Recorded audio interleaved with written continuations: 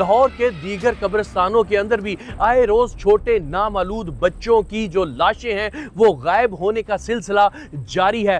दरोगा वाला कब्रिस्तान, जहां एक नामालूद बच्चा फोत होता है ईद के दूसरे रोज, उसको दरोगा वाला कब्रिस्तान के अंदर दफन किया जाता है। जब वालिदैन बच्चे की फातिहा के लिए कब्रिस्तान वापस आते हैं लेकिन उनके जिगर का टुकड़ा वहां मौजूद नहीं होता। ये वो जगह नासिर भाई जहां पे बच्चा दफन किया था? ये बच्चा ये अभी भी तो ढेरी सी बनाई हुई है, ये क्यों बनाई है? इसके अंदर वो आराम का कपड़ा रख के तो बंद कर दी। जब कब्र खुली पड़ी, जब मैंने देखा तो मैं उसी टाइम घबरा गया, मुझे चक्कर आ गए। इंतजामिया से पूछ-गूछ करते हैं। इंतजामिया के बंदों ने आगे से मेरे साथ बदतमीजी पे उतर आए हैं। उन्होंने इनकार ही कर दिया कि आपने बच्चा दफन ही नहीं किया। मेरे पास बच्चे का डेथ सर्टिफिकेट भी मौजूद है। ये बच्चों की लाशें जादूगर गायब करते हैं, इंतजामिया गायब करती है, या कोई जानवर है जो खोद कर बच्चों की लाशें निकालता है? यहाँ पे अगर बच्चे की जगह कोई डेड बॉडी दबा जाता तो इनको कोई होश थी कि यहाँ पे क्या हो रहा है? बिल्कुल। हमारी पुलिस के पास जिंदा इंसानों को इंसाफ देने का टाइम नहीं, तो इन मुर्दा बच्चों को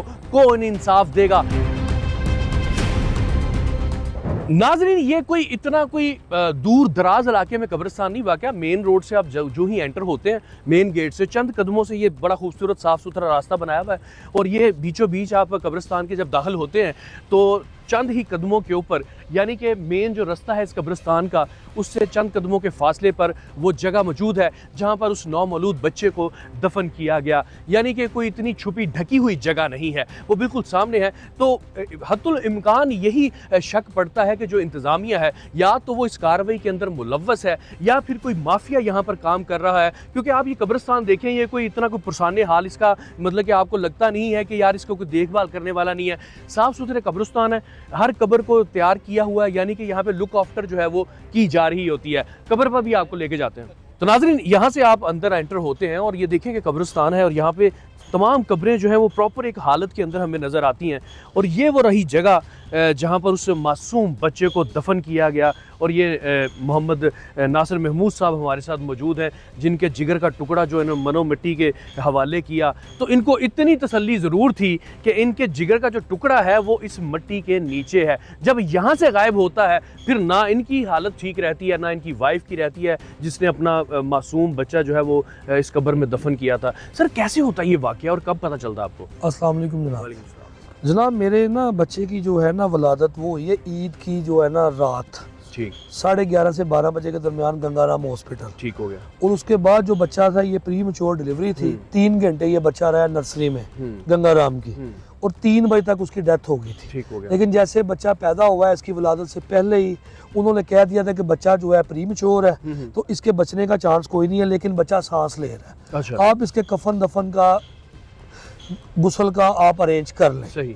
मेरे पास, क्योंकि मैं इस कब्रिस्तान का कार्ड होल्डर हूँ, मेंबर होल्डर हूँ, मेरे पास इसका बकायदा कार्ड बना हुआ है। हमारा रोजाना यहाँ पे आना जाता होता है। ये जो कब्र है जहाँ पे ये कैमरामैन साहब खड़े हैं, ये मेरी वालदा की है। ये आपकी वालदा है, ये आपके वालिद हैं? वो आगे मेरे वालिद साहब है, 2 कब्रें यानी कि ये आपकी फैमिली की जगह है? जी, ये मेरा नाम भी लिखा हुआ है वालदा के नीचे। ये देखे ना, ये मेरी वालदा की लिखी हुई है। और ये वो जगह नासिर भाई जहाँ पे बच्चा दफन किया था? ये बच्चा ये अभी भी तो ढेरी सी बनाई हुई है, ये क्यों बनाई है? ये जी अब इन्होंने कब्र जो है ना खुली पड़ी थी। अच्छा। वो अब इसके अंदर वो आराम का कपड़ा रख के तो बंद कर दी है। अच्छा, बंद कर दिया। हाँ जी। जनाब, आपने जनाजा पढ़ा अहले मोहल्ला की मौजूदगी में, अपने करीबी रिश्तेदारों की मौजूदगी में, उसके बाद आपने दफन कर दिया, आप घर चले गए। आपको दूसरे दिन पता चलता है कि बच्चा कब्र में नहीं है? नहीं, उस दिन जिस दिन हमने दफन किया है ना, उस दिन फिर अगली उसी सुबह, यानी कि हमने सुबह 6-6:30 बजे यहाँ से घर गए। ठीक। दिन टाइम भी मेरे भांजे वगैरह आते रहे हैं। उसके बाद अगले दिन मैं खुद भी आया हूँ। ठीक है। यहाँ पे कब्र ठीक थी। मैंने आके यहाँ पे जो खादम बैठते हैं उनको मैंने कहा है कि जी इसके बच्चे की ना कब्र की लिपाई करनी है। सही। उन्होंने कहा सर जी जब आप कल आएंगे तो लिपाई हो जाएगी। सही। जुमे रात को मैं नहीं आ सका, और आगे जब जुमे की नमाज पढ़ के मैं सीधा ही अपनी जो है ना अपनी कोर ड्यूटी से सीधा यहाँ पे पहुंचा हूँ। जब मैं यहाँ पे पहुंचा हूँ, आगे मेरा पहले बेटा आया दूसरा, उसने जब देखा है तो कब्र सारी खुली पड़ी थी। जब कब्र खुली पड़ी, जब मैंने देखा तो मैं उसी टाइम घबरा गया, मुझे चक्कर आ गए। इंतजामिया के बंदे बैठते हैं वहाँ पे, मैं इन पे जाके इनको जाकर रिक्वेस्ट करता हूँ कि यार भाईजान देखे मेरे साथ क्या जुल्म हुआ। लेकिन मैं जब गया हूँ, इंतजामिया के बंदों ने आगे से मेरे साथ पूरा जो है ना बदतमीजी पे उतर आए हैं। अच्छा। उन्होंने पूरी बदमाशी की है, बल्कि उन्होंने पीछे फोन करके जो इनके मेंबर है मेन कुछ सदर नायब जो नायब सदर वगैरह हैं या सेक्रेटरी वगैरह हैं, उन्होंने पूरी अपनी टीम हाँ इकट्ठी जी, कर ली। उनको इकट्ठी कर ली। ये इनके सारे बंदे यहाँ सुनने पे में आ इकट्ठे रहा हो है गए। कि वो उन्होंने इनकार ही कर दिया कि आपने बच्चा दफन ही नहीं किया जी, यहाँ पे। उन्होंने मुझसे ये क्वेश्चन कर दिया जी मैंने बच्चा दफन ही नहीं किया। अच्छा। आया कि मेरे पास बच्चे का डेथ सर्टिफिकेट भी मौजूद है, वो है भी मेरे पास गवर्नमेंट हॉस्पिटल का जो एक अथॉरिटी रखती है। ठीक है, उसके बाद इन लोगों ने मेरी हर बात मानने से डिनाई किया। ठीक हो गया। फिर मैंने 15 पे कॉल की है, मुतलका ताहिर इंस्पेक्टर मौके पे आया है बागबानपुरा थाने से। सही।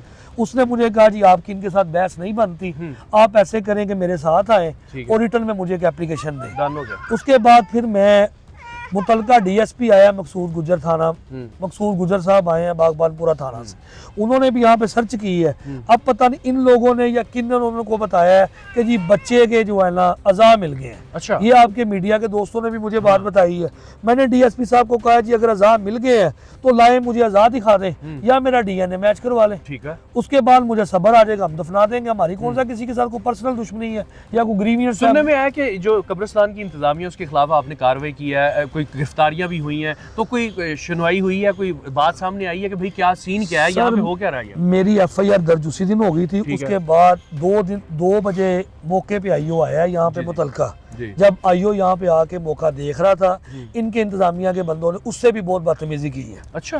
आईओ के साथ 2 कांस्टेबल थे। आईओ ने अपने कांस्टेबल्स को कहा कि यार आप आगे हो, इनको पकड़ो।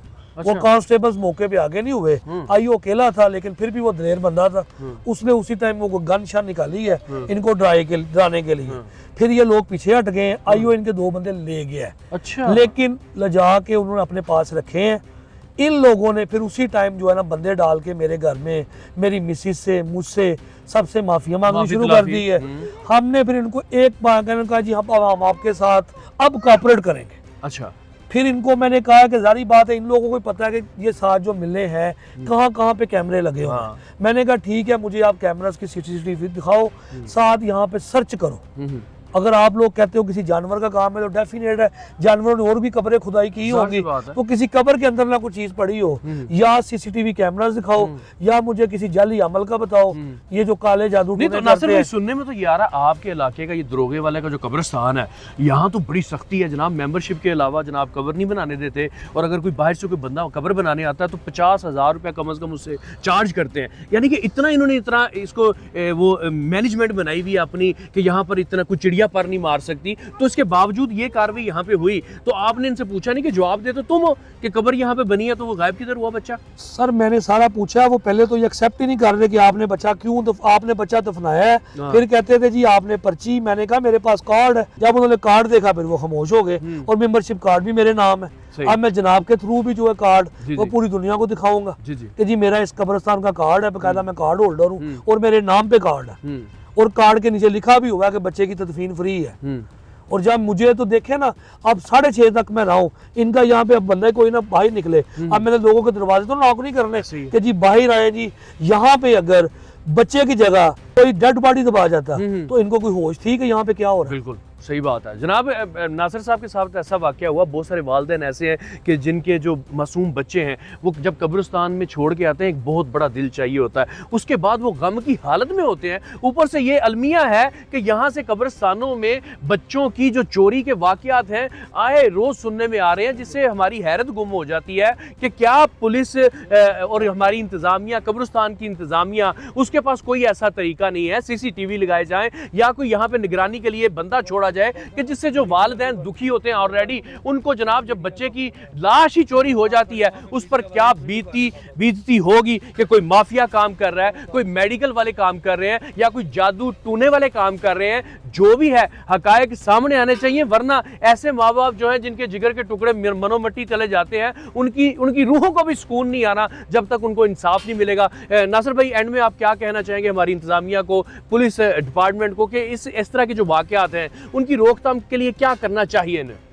मैं इंतजामिया को कहूँगा जी सबसे पहले यहाँ पे सीसीटीवी कैमरास लगाए जाएं इस कब्रिस्तान में, जो कि मौजूद नहीं है। फिर इसकी जो एंट्रीज हैं वो कम से कम रात को ये गेट बंद किए जाएं कि कल कोई बंदा आए, इनके नंबर बाहर लिखे हो क्योंकि उनकी रहायश भी इसके अंदर ही है, बंदा इनको आगे कॉल करे फिर ये गेट खोले। उसके बाद जो पुलिस को है, पुलिस को ये है कि मेरे साथ तावन किया जाए, मजीद तावन किया जाए। तावन के मुराद ये है कि अब मैं अकेले सीसीटीवी देख रहा हूँ, मेरे साथ कोई हेल्प की जाए।